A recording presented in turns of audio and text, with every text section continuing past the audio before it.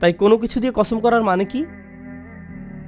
আমাদের বুঝতে হবে কেন তিনি এটা করবেন। কোরআনের কোনো কিছু নিয়ে কসম করাতে বিশেষত্ব আছে। কোনো কিছু নিয়ে কসম করার ক্ষেত্রে কোরআনের অনন্যতার বিষয়টি আপনাদের দেখাবো আমি।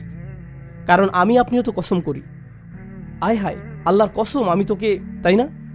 আমরাও এমন করি, কিন্তু যখন কোরআন করে সেটার কারণটা হয় অসাধারণ। এজন্য আমি আপনাদের এটা বোঝাতে চাচ্ছি। প্রথমত, কোরআন এটা করে আপনাদের মনোযোগ আকর্ষণ করার জন্য, আপনার মনোযোগের জন্য। আর এই মনোযোগটা আকর্ষণ করে অসাধারণ কোনো কিছুর ব্যবহারের মাধ্যমে, যেটা নিয়ে আপনি ভাবতে পারেন। আরও আছে, কোরআন যখন কিছু নিয়ে আপনার মনোযোগ আকর্ষণ করে তখন সেটাই পরে যা বলা হবে সেটার পক্ষে প্রমাণ হয়ে দাঁড়ায়। এখন এটা শুনতে কঠিন মনে হচ্ছে, তবে সহজ করে বুঝিয়ে দিচ্ছি। আল্লাহ বলছেন, আমি সময়ের শপথ করছি, ওয়াল আসর, আমি সময়ের কসম করছি। আপনারা বলতে পারেন সমস্যা নেই, হালাল, এটা খুতবা নয় যে পুণ্য কাটা যাচ্ছে। ওকে, তো তিনি শপথ করছেন কিসের? সময়ের। এর মানে হলো সময়ের শপথ করে যেন তিনি বলছেন, আমি স্বয়ং সময়কে প্রমাণ হিসাবে উত্থাপন করছি, আমি সময়কে প্রমাণ বানিয়ে দিচ্ছি।